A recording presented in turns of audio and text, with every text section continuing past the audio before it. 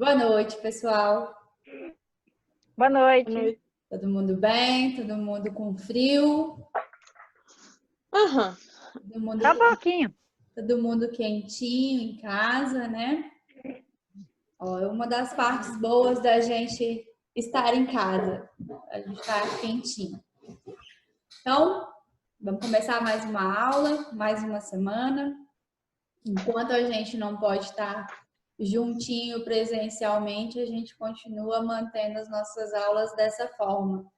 Então, mais uma semana eu preparei material para vocês e vamos estar aqui mais uma vez conversando. Quero muito que vocês participem. Eu tenho pedido para todo mundo, pessoal, deixa o microfone aberto, deixa a câmera ligada para a gente se ver, para a gente matar um pouco da saudade também. E podem perguntar, podem participar. Isso faz a aula ser melhor, ser mais dinâmica e nos aproxima mais, certo? Então, para não perder aquele velho costume, na semana passada a gente falou sobre o que mesmo? Vocês lembram? Lembram ou não lembram? Administração? É, isso. Na aula passada a gente falou sobre administração, né? Administrar. Isso, a gente falou sobre administrar, falamos sobre a forma de controle, de planejamento, falamos sobre liderança, certo? E as atividades, estava difícil? Não. Não? Não. Vou começar a caprichar mais, então, fazer ficar um pouco mais difícil. É só diminuir muito, é só diminuir o número e daí tá bom. Ah, entendi. Brincadeira. Daí tá ótimo. Tá certo. Então, pessoal, olha só. Há 2 semanas atrás a gente falou sobre licitação, lembram? Estava presente, quem assistiu a aula, lembra que a gente falou sobre licitação? Aí na semana passada, então, a gente falou sobre administrar. Então, a professora está dando aula extra, está dando um conteúdo extra, não tem nada a ver com o que a gente tem na nossa apostila. Realmente, eu estou buscando conteúdos diferentes para vocês, de forma que a gente possa aproveitar esse tempo, mas que também não comprometa o material que a gente tem preparado para o curso presencial. Mas eu estou sim tentando seguir uma linha, tá? Então a gente falou um pouquinho sobre licitação, para a gente como as empresas podem vir a se reinventar diante do cenário que a gente está vivendo. Então na aula passada falamos sobre administrar, as funções importantes que um administrador precisa executar dentro da empresa, como planejamento, controle, liderança, ter uma boa equipe, saber trabalhar o lado pessoal, né? Saber estar junto com as pessoas. Então, para a gente continuar para a aula de hoje, deixa eu entrar aqui, eu preparei para vocês. Eu preparei para a gente falar sobre organização do trabalho. Então, hoje a gente vai conversar sobre a importância de estar organizado o trabalho, de ser bem dividido o que cada um vai fazer, de ser organizada a distribuição das tarefas que as pessoas vão executar. A análise do trabalho e o estudo dos tempos e movimentos consistem na observação metódica e paciente da execução de cada operação a cargo dos operados, bem como na possibilidade de decompor cada tarefa e cada operação dela em uma série ordenada de movimentos simples. Primeira coisa, quando a gente falar de operários aqui, eu gostaria que vocês levassem em consideração que são funcionários, né? Que são as pessoas que estão ali com a gente no dia a dia dentro da empresa. Como eu tirei esse conteúdo lá da teoria da administração, quando a teoria da administração começou a surgir, eles eram muito direcionados para fábricas, né? Então, eles traziam muito essa palavra operário, que estava ali diante, operando mesmo, né? Executando um serviço com máquinas e tal. Eles considerem operários hoje como um funcionário, ok? Então, vamos continuar. Assim, os movimentos inúteis eram eliminados e os úteis eram simplificados, racionalizados ou fundidos em outros movimentos para proporcionar economia de tempo e de esforço ao operário. Então, o que a gente está começando a falar? A gente está começando a falar como que surgiu, né? Como que alguém teve a ideia de desenvolver cargos. Por que a gente simplificou? Olha, fulano, você vai chegar e a sua função é essa, o seu papel é esse. Começou a ser designado os cargos, você só cuida da limpeza, você só faz o cafezinho, você só faz arquivo, porque assim cada um sabia o que estava fazendo e não ficava, às vezes, perdendo tempo buscando o que fazer, certo? Junto dessa análise do trabalho, se seguia o estudo dos tempos e movimentos, ou seja, a determinação por cronômetro do tempo médio que um operário comum levava para a execução da tarefa. A esse tempo médio eram adicionados os tempos mortos, esperas, tempos destinados à saída do operário da linha para suas necessidades pessoais e etc., para que resultasse um chamado tempo padrão.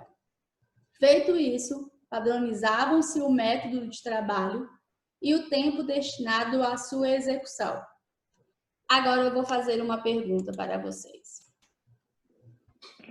Normalmente, Lá vem. a gente trabalha 8 horas por dia, certo? Certo. O que passar disso é para ser hora extra, ok? Agora vem a pergunta. A gente trabalha 8 horas por dia? Não. Não, né? Porque durante esse período, a gente para tomar uma água, para tomar um café, para ir ao banheiro, para responder um WhatsApp. Para, né? Aham. Então, o que acontece? Desde quando surgiu a teoria da administração, as pessoas já vinham falando que, olha, o tempo de trabalho não necessariamente você está produzindo. Você pode estar lá, mas você tem um tempo ocioso. Então, se a gente trabalha por produção, eu preciso considerar que dentro dessas horas trabalhadas, existe um tempo ocioso também. Existe um tempo que você não vai estar executando a sua função.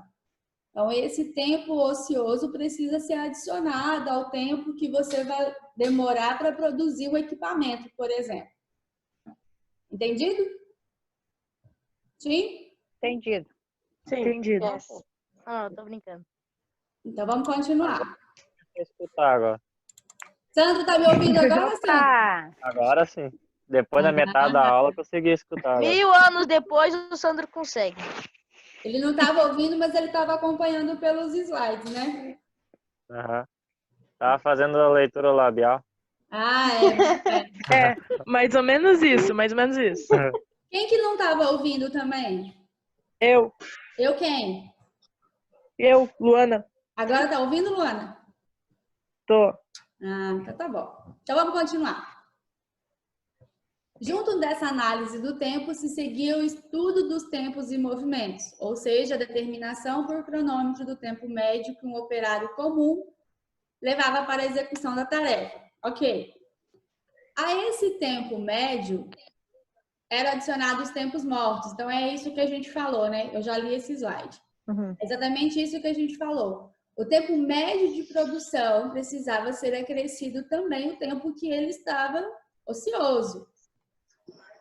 Feito isso, padronizava-se o método de trabalho e o tempo destinado à sua execução. O estudo dos tempos e movimentos permitiu racionalizar os métodos de trabalho do operário, a fixação dos tempos padrão para a execução das operações e tarefas, trazendo outras vantagens como eliminar os movimentos inúteis e substituí-los por outros mais eficazes. Tornar mais racional a seleção e o treinamento de pessoal. Aumentar a eficiência do operário, aumentar o rendimento da produção e distribuição uniforme do trabalho, para que não houvesse períodos de falta ou excesso de trabalho. E para que se tivesse uma base uniforme para salários equitativos e para prêmios por aumento de produção. Nossa, que difícil. Vamos simplificar. Vamos pensar nos dias de hoje. Quem trabalha já teve aquela sensação de chegar lá e falar, nossa, não tem nada para eu fazer agora, tá um paradão, né? Demora passar o tempo. Aí, de repente, chega um monte de coisa para fazer. Você fala, não vou dar conta. Tá na hora de ir embora, produção, não vou conseguir terminar em tempo, vou ter que ficar depois do horário. Já aconteceu isso, não já? Já. Então, esses estudos é exatamente para que isso não aconteça, para que a gente tenha na linha de produção, principalmente, a demanda pareia, né? Tipo, que tenha a mesma demanda ao longo do período que os operários estão à disposição. Vamos pensar aí, a Nilce e o Sandro trabalham no laticínio, certo? Eu também. Ah, Luana? Nice? Ah, é a Nice. É porque eu também eu não vi quem. A Nice, é verdade. Então, olha só. Eu vou dar uma suposição, porque eu não sei o que vocês fazem, tá? Eu vou só dar um exemplo. Imagine que você chega hoje para trabalhar e aí você descobre que não tem leite, que o caminhão que foi buscar o leite não chegou. Eu não tenho leite nem para produzir o queijo, nem para embalar, para vender. Parou. Choveu muito, os caminhões que foram buscar acabaram ficando atolados ou tiveram um imprevisto e não conseguiu chegar no frigorífico, né, no laticínio. Então, nesse exato momento, a produção parou. Está todo mundo lá, à disposição da empresa, mas não tem o que fazer, não tem matéria-prima. Aí, quando dá 4 horas da tarde, chega todo mundo. O que era para chegar durante o dia, chega. E aí a gente precisa produzir, porque não tem aonde guardar esse leite, porque daqui a pouco vai faltar no consumidor final. Então, a gente precisa trabalhar. Não, vou pagar hora extra, mas vocês ficam. Vocês podem ficar, vamos fazer um turno direto hoje. Tive 2 problemas. Eu tive o pessoal ocioso no começo do dia e eu tive que pagar hora extra porque chegou tudo de uma vez depois. Foi um imprevisto? Pode ter sido, né? Talvez foi algo que não dava para controlar. Mas com as coisas que se pode controlar, né? Aquele material que a gente compra, aquela produção que não depende de ocasiões de natureza, que não depende de outras pessoas, mas que a gente pode controlar. Então, ela precisa levar isso em consideração. Se eu vou ter as pessoas trabalhando, eu preciso que ao longo do dia, ao longo do tempo que elas estão aqui à disposição, eu tenha material para elas trabalhar. Para que elas não fiquem ociosas e que não fique também acumulado depois. Sim ou não? Sim. Sim. Dido? Entendido? Então, vamos continuar. Então, com isso, pôde-se diminuir, né, o tempo inútil, o tempo que as pessoas ficam paradas e também saber uma forma mais justa de pagar salários, porque a gente sabe que de uma forma mais concreta quanto que a pessoa vai estar produzindo. E aí vamos falar da racionalização do trabalho. Por quê? Se eu sei o quanto eu tenho de demanda durante o meu dia de trabalho, eu sei quantas pessoas eu preciso ter trabalhando. Então, eu posso racionalizar. Às vezes, eu posso ter menos pessoas. Dentro da racionalização do trabalho, e em atenção às pessoas que o executavam, Henry L. Gantt, a gente falou desse cara na aula passada. Alguém foi pesquisar sobre ele? Ninguém foi pesquisar sobre ele. Eu esqueci do nome do cara. Ah, não acredito. Eu não escutei, não prestei atenção. Ah, então tá. Vou lembrar dele Eu só na sei. hora de fazer as questões de vocês. Pode deixar.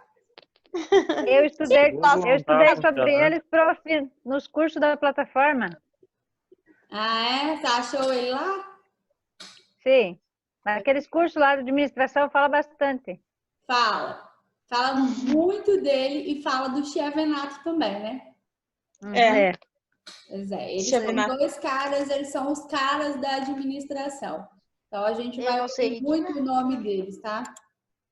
Então, vamos continuar que eu vou dar essa chance para vocês. Então, no trabalho dele, né, contribuiu com a proposição de um sistema de salários que, em vez de pagamento diferencial por peça, que foi proposto por Taylor, esse Taylor é um outro pensador, é um outro escritor que vem falar sobre a administração também, tá? Tinha como plano garantir um salário diário para uma produção inferior à normal, no intuito de proteger o operário contra as possíveis paralisações da máquina ou por outras ocorrências imprevistas. Isso aqui a gente sabe que acontece em algumas regiões, ainda alguns países trabalham por produção, né? Qual país trabalha por produção, vocês sabem?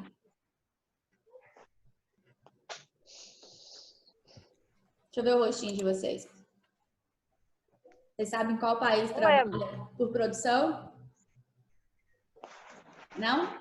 Não sei. Não lembro. A China trabalha por produção. Quanto mais você produz, mais você recebe. Aí imagina que você chegou para trabalhar.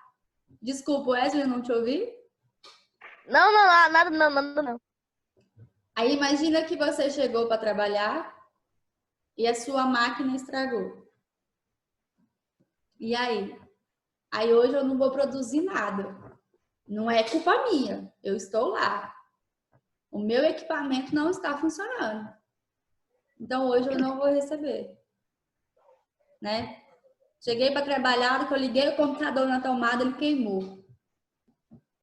E agora? Ave Maria. Vai para casa, né? Não vai ter o que fazer, mas em compensação Paraguai. eu vou receber esses dias. Então, a China ainda é um país que trabalha por produção, tá? Aqui a gente não vê isso, né? Aqui a gente, Caramba. a não ser, lógico, quem trabalha, que fabrica e vende aquela peça, então não é por produção, mas tem mais a ver com aquele valor unitário de venda, né?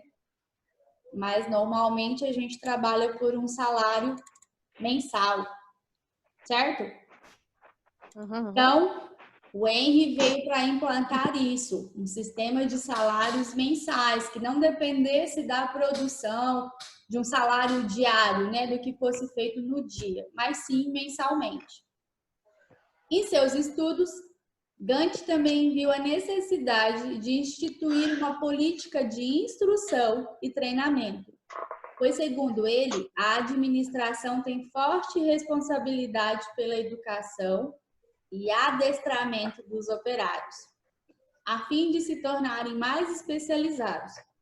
Isso, inclusive, nos faz pensar nas condições de trabalho desses operários. Dê uma olhadinha nesse slide. Deem uma atenção a ele. Aqui ele fala de política de instrução e treinamento, né?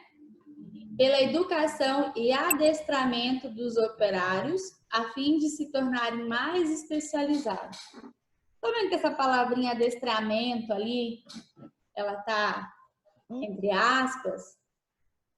O que vocês entendem quando ele fala sobre adestramento do operário?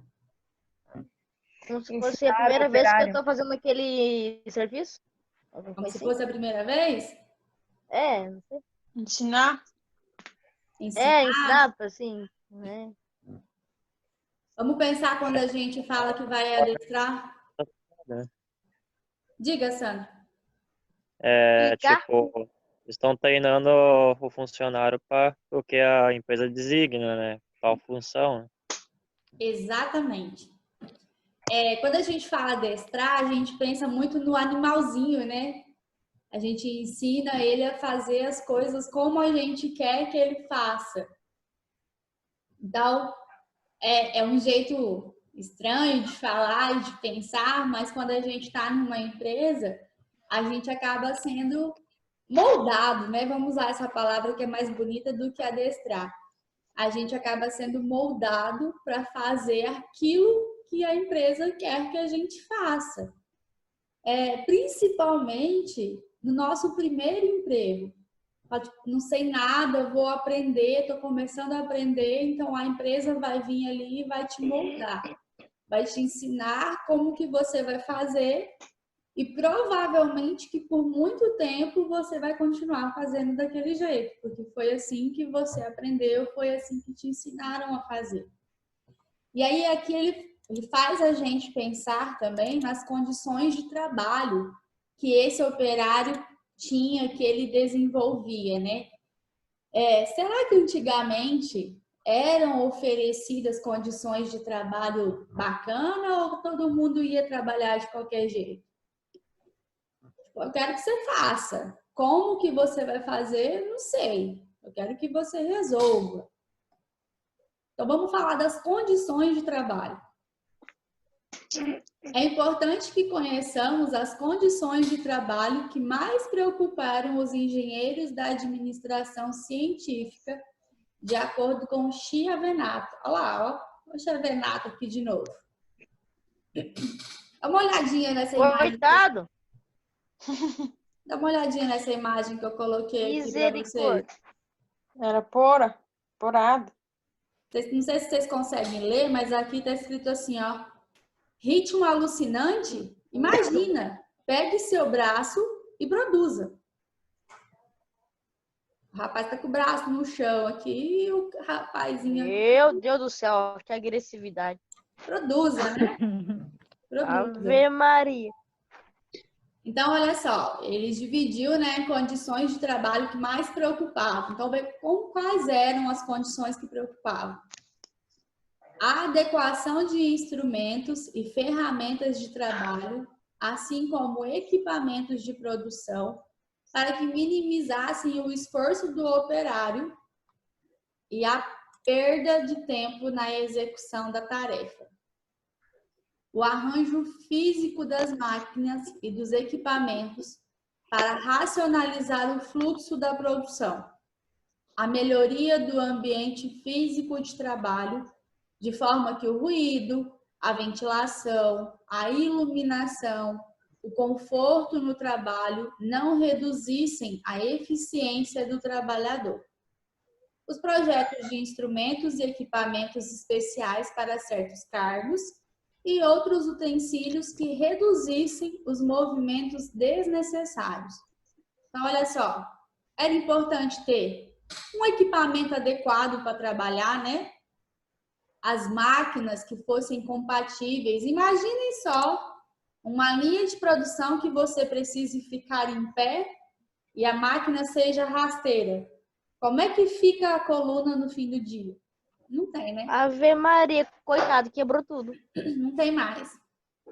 Então, isso foram coisas que eles foram levando em consideração, achando importante, né? Precisava ter um equipamento adequado, precisava ter condições de trabalho. Vocês viram que ele fala que, inclusive, no ambiente ser ventilado, ser bem iluminado, não ter ruídos, ele ser confortável para que a pessoa pudesse desenvolver melhor as suas atividades. Veja que o conforto do operário e a melhoria do ambiente físico passaram a ser muito valorizados. Não porque as pessoas o merecessem, mas porque eram essenciais para a obtenção da eficiência do trabalhador, no intuito de haver uma padronização do trabalho e melhor supervisão. Olha só, quando pensou-se então em melhorar as condições de trabalho, tinha uma segunda intenção também, né? Uma melhor supervisão. Se está tudo organizado, está tudo limpo, está tudo arejado, bem iluminado, fica mais fácil também para quem está supervisionando acompanhar se o trabalho está sendo bem executado ou não. Então, as melhorias trouxeram um certo conforto para o operador, para o funcionário, mas também tinha aí o interesse da empresa, né? A padronização. Por quê? Porque então assim, olha, eu tenho 2 funcionários que trabalham no mesmo setor, fazendo exatamente a mesma coisa. Então, está padronizado. Agora eu vou conseguir avaliar eles de forma separada. Eu vou saber se um sobressai ao outro por mérito próprio, não porque um tem condições melhores de trabalho do que o outro. Então, houve essa padronização. A organização racional do trabalho se preocupou com a padronização dos métodos e processos de trabalho, além de conhecer a padronização de máquinas e equipamentos, ferramentas e instrumentos de trabalho, matéria-prima e componentes. O objetivo era reduzir a variabilidade e a diversidade no processo produtivo e, consequentemente, eliminar o desperdício e aumentar a eficiência. Por que vocês acham que essa padronização era importante? Ela é ainda importante para a gente. Pensem lá na indústria. Porque senão você iria ficar... Vou dar um outro exemplo para facilitar mais. Pensem em 2 atendentes, 2 secretárias. Fácil, não tem nada de difícil. Ela precisa só atender o telefone e passar os recados. Só que uma delas tem um telefone daqueles antigos grudado no fio aqui ainda, que não dá para sair daqui. A outra não. A outra tem um telefone sem fio que ela consegue levar para qualquer lugar, ele é ótimo. Ou então tem até aquele, como é que chama? Headset, que fica aqui colocadinho, sabe? Com o microfonezinho e o fone, já que ela pode até ficar com as mãos livres. Sabem qual que eu tô falando? Sim. Sei. Não. Qual que vocês acham que vai conseguir desenvolver melhor a atividade? O último? O último, né? Está livre? As condições de trabalho dela são muito mais favoráveis. Ela está com as mãos livres, ela pode transferir uma ligação. Agora, a outra, coitada, está no telefonezinho com um fio ali, como é que ela vai passar o telefone para alguém? Aquele lá, acho que nem transfere a ligação mais, né? Então, essa importância dessa padronização era exatamente para isso. Olha só, hoje eu vou avaliar a Nilce e a Fran. Eu vou dar equipamentos e matérias-primas iguais para as 2, com o mesmo tempo. E agora eu vou avaliar qual delas está mais preparada para desenvolver essa função. Então, a preocupação da padronização foi exatamente essa. Entendido? Então, vamos continuar. Vamos lá. No próximo, supervisão funcional. Então a gente falou que tinha um interesse, né? O interesse de supervisionar, de saber quem estava mais preparado para desenvolver aquela função. A supervisão funcional nada mais era do que a existência de diversos supervisores, cada qual especializado em determinada área, com autoridade funcional sobre os mesmos subordinados.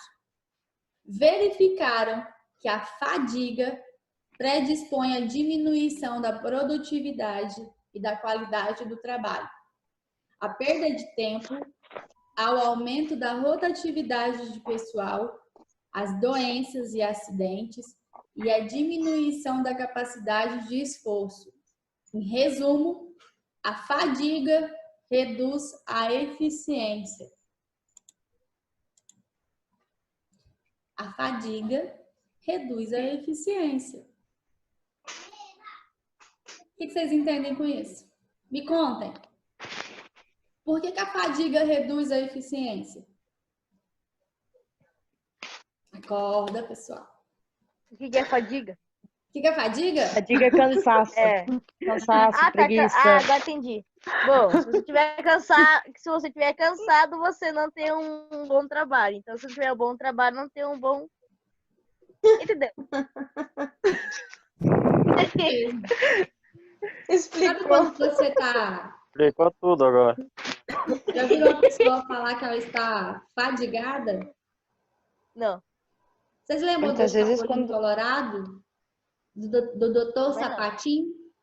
Vocês lembram dele Não. falar? É que eu quero evitar a fadiga. Ah, Lembra? Ah, Sim. lembro. É que eu Ele quero não é desse evitar. tempo ainda. Ah, não é desse tempo. Eu não Esse sou não é desse desse época, tempo, cara, hein? Desculpa. sou de 2006. Depois vocês entram lá no YouTube, Nossa. pesquisam lá Doutor Sapatinho. Aí vocês vão ver que ele falava que ele queria evitar a fadiga. Por quê? Porque quando a gente está cansado, a gente não está motivado, descansado, a gente tende a produzir menos.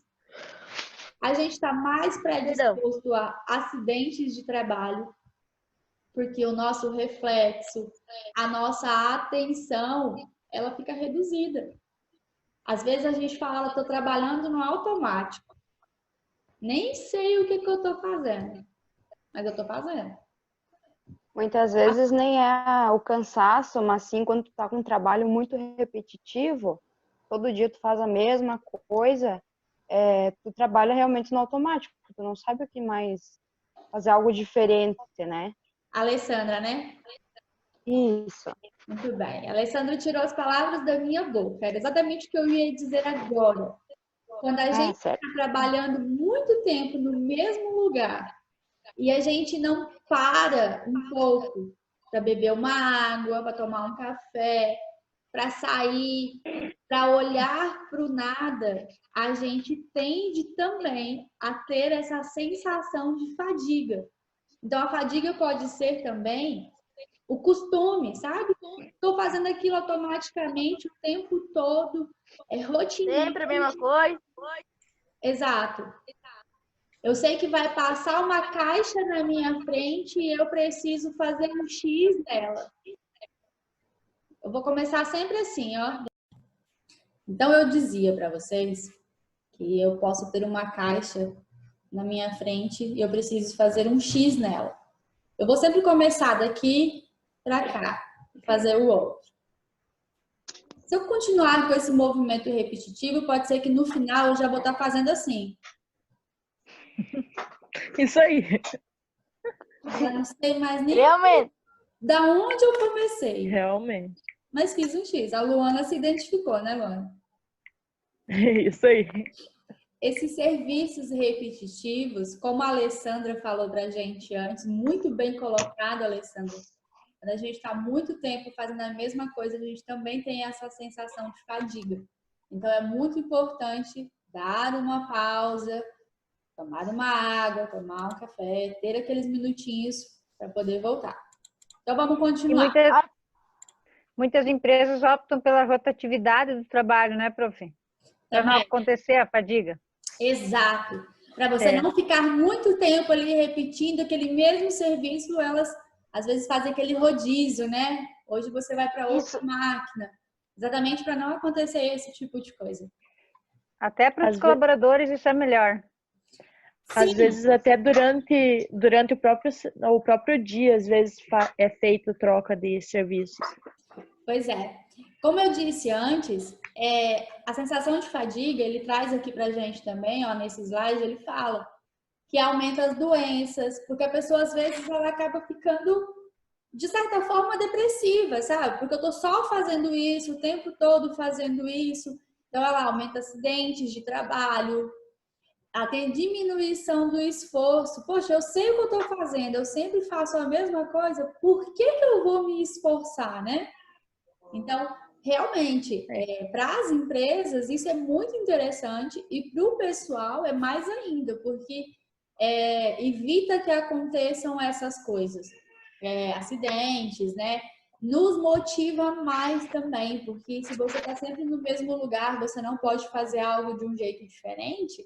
É interessante você ter a oportunidade de trocar de lugar para poder fazer uma coisa de uma forma diferente do que você faz rotina sempre, né? Que é a sua rotina de fazer.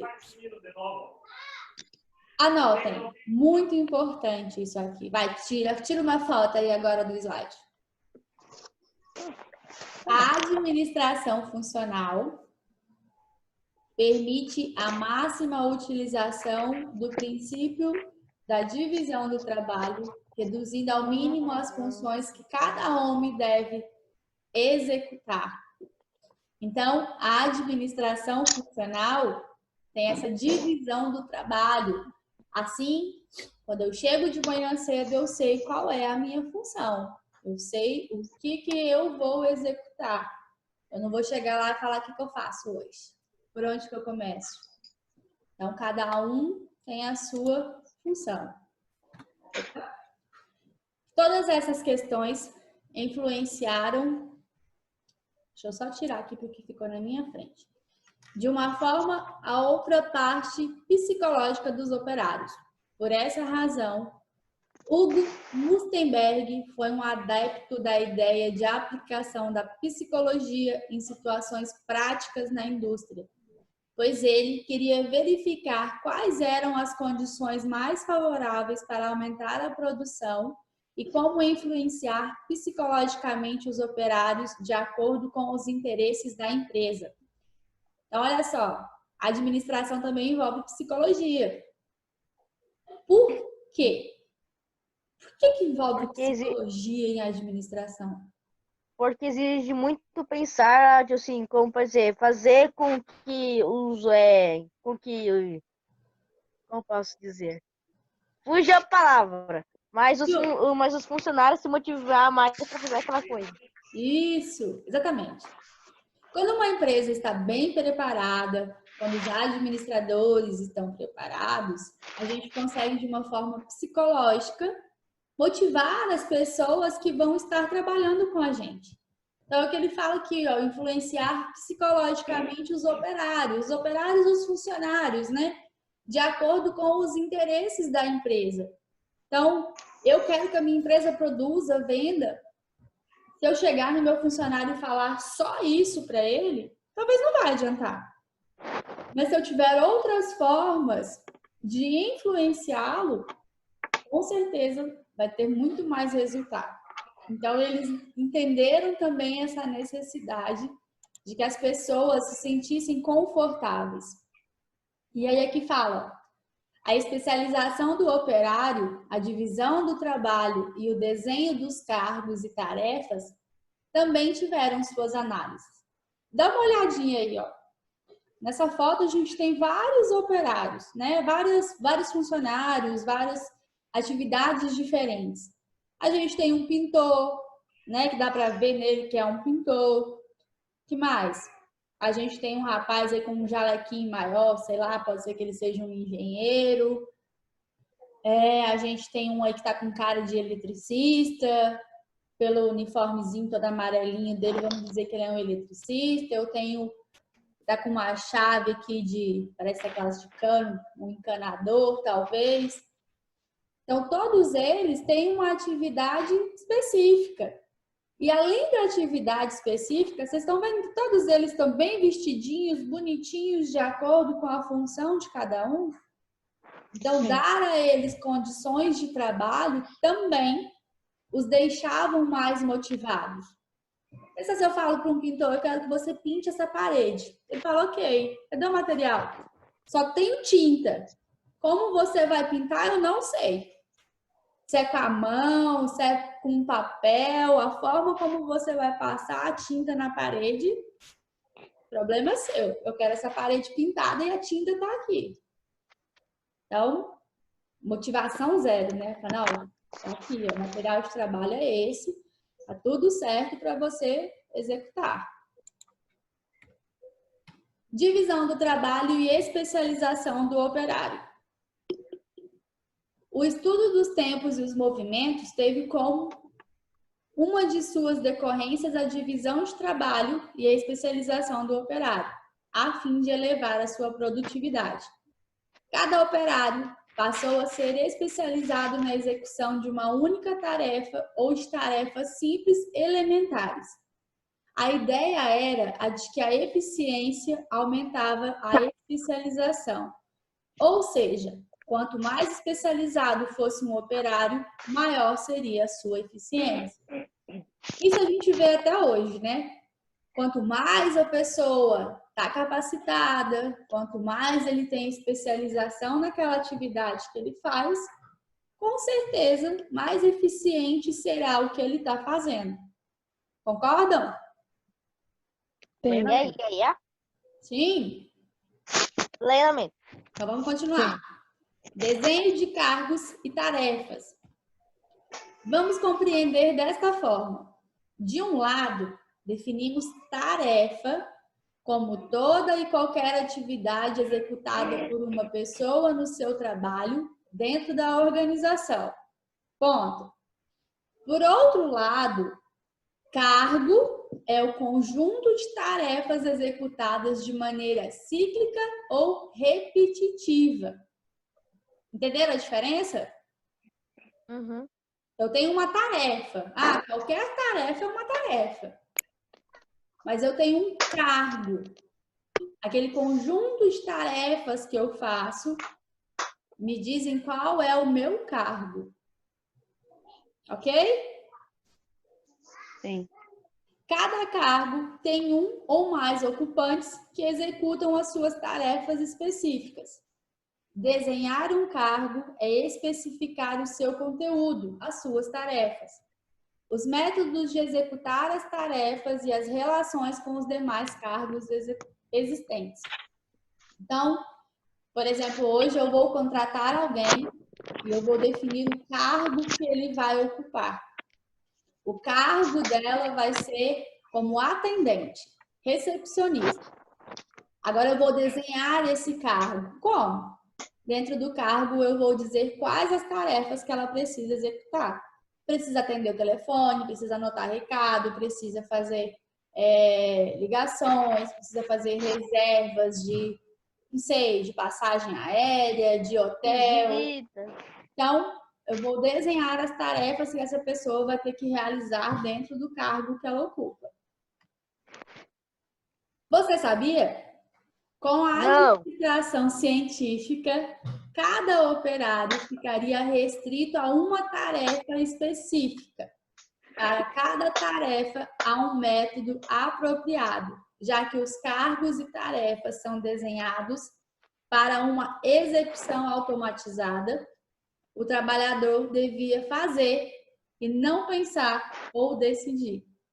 Então, a administração científica aí, ó, que o Henry falou pra gente, que o Schevenato fala pra gente, ele fala que cada operário, quando ele entra na empresa, quando é contratado, ele já tem um cargo e as tarefas definidas.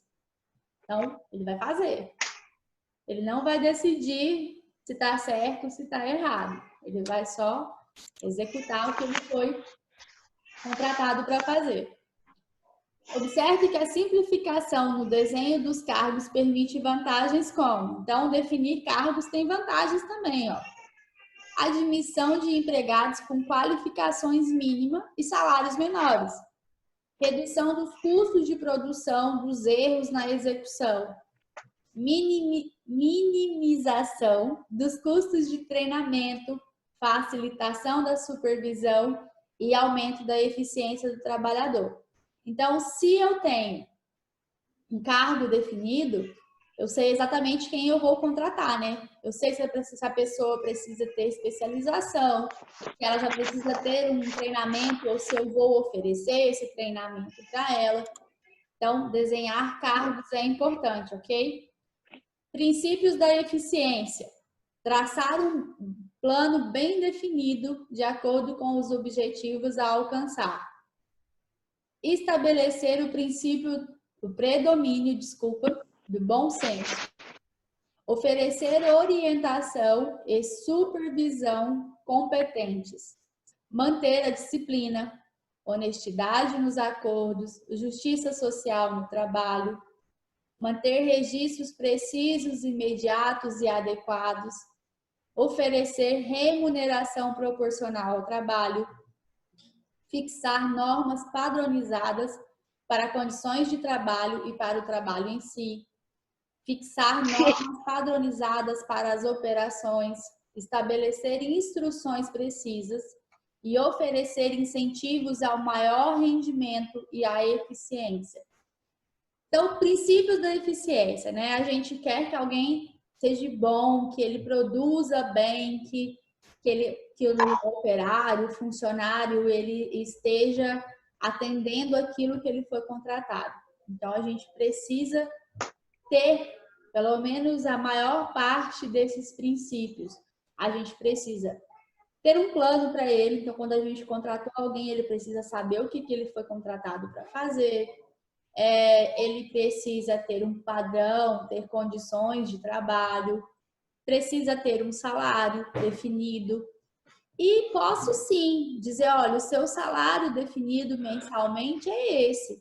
Mas se você atingir tal produção ou se a empresa atingir tal meta, a gente vai ter aí um incentivo, né? Vai ter aquelas participações de lucro. Então, a gente precisa ter esses princípios de eficiência bem organizados dentro de uma empresa, ok? Olha essa frase. Desenvolva as pessoas e elas desenvolverão a organização. De quem você Realmente. Desenvolva as pessoas e elas desenvolverão a organização. Porque que nem assim, os funcionários é o que faz o trabalho. E se não tiver funcionário, não move a empresa. Então tem que estar motivado e... Exato. O pensamento é exatamente esse, né? Eu quero que a minha empresa cresça, eu preciso que as pessoas que estão dentro dela estejam motivados. Agora, vem cá, de quem vocês acham que é essa frase? Me contem. Por acaso é de um grande administrador. Por acaso é de É quem do será? Henry. Tyler. Tyler. Não. Não. Chavenato. Friends. Isso. A Fran Chavenato? acertou. Fran, de quem que é, Fran? Chavenato. Isso. Essa frase também é Achei que era do Franz. do Hidalberto Chiavenato. Então, aí ele traz mais uma frase para a gente pensar como ela faz muito sentido no nosso dia a dia, né? Desenvolva as pessoas e elas desenvolverão a organização. Então, como eu disse para vocês, eu queria dar continuidade nesse assunto. Administrar, que a gente falou na aula passada, é importante, a gente precisa saber como administrar, precisa ter aqueles métodos de controle, de planejamento, mas a gente precisa também ter essa organização no trabalho. Eu tenho cargos, eu preciso definir as tarefas que vão estar dentro dos cargos, para que eu possa, assim, saber quais pessoas contratar, quais pessoas recrutar, como motivá-las para que a empresa prospere, para que juntos, né, seja bom tanto para a empresa quanto para quem está sendo contratado, para quem está trabalhando. E agora, um de cada vez, por favor. Dúvidas? Perguntas? Digam-me, perguntem. Não? Não esqueçam que tem atividade para fazer depois e na hora da atividade vai surgir a dúvida, né? Né, Wesley? Oi! Dúvidas, pessoal? Perguntas? Não, tá de boa.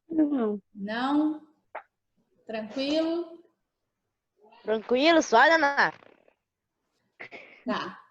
Então, Que nem um tucano. eu vou encerrar a gravação para depois a gente postar o vídeo. Eu só queria que vocês continuassem para a gente fazer aquela chamadinha de novo para eu conferir se tá todo mundo, tá? Então, muito obrigada novamente pela companhia de vocês. Eu sei que assim, a distância, vocês estão tendo de mim algo que vocês normalmente não têm, porque na sala vocês sabem que eu coloco vocês para ler, exatamente para a gente ter mais essa dinâmica e essa participação. Eu adorei não ler. Eu acho que na próxima aula eu vou montar uns slides para vocês lerem para mim. Acho que vai ser bom. Dá pra ler também, né, prof? Sim, tá de boa, tá tranquilo. Não é Tá só ótimo, assim. Cada um lê um slide. Não. Viu, Wesley? Ai, que legal. Oi, Eu acho que maravilha. Eu acho que vai dar certinho pra gente fazer assim, ó. Então, como eu estava dizendo, eu sei que não é igual como a gente está na sala de aula, a gente não está tendo esse contato mais próximo. Mas eu quero agradecer muito vocês por vocês estarem aqui, por a gente estar conseguindo se encontrar toda semana, né? Mesmo que meio distante, assim, virtual. Mas é importante a gente se manter assim por enquanto.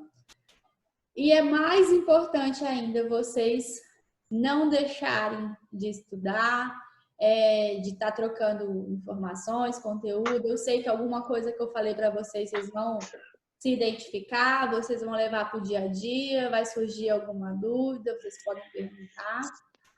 No mais é isso. Muito obrigada. Se cuidem. E semana que vem a gente tem um encontro marcado de novo, tá? Eu vou avisar lá no grupo para vocês o dia, a hora certinho, mas provavelmente que a gente vai manter a quarta-feira nesse horário, tá? Mas a gente conversa no decorrer da semana, ok? Beijo. Ok. Ok. Ok. Beijo. E a prof tá mais bonita com o cabelo Beijo. feito. Muito obrigada.